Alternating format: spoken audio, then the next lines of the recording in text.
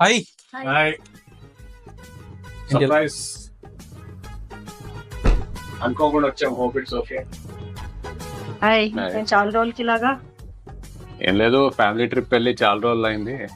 Bangkok వెళ్దామేమో, మీరు join అవుతారా అనుకొని అడగడానికి వచ్చాము. ఎలాగో ఆ శరత్ ని పంపట్లేదు కదా. నిషా స్నాక్స్ పెట్టు. లేవు శరత్, స్నాక్స్ తీసుకొనిరా. లేవు శరత్. ఇవి ఉంటాయి చూడు. ఏం పర్లేదు, స్నాక్స్ ఏమొద్దు. తీసుకొని రాని.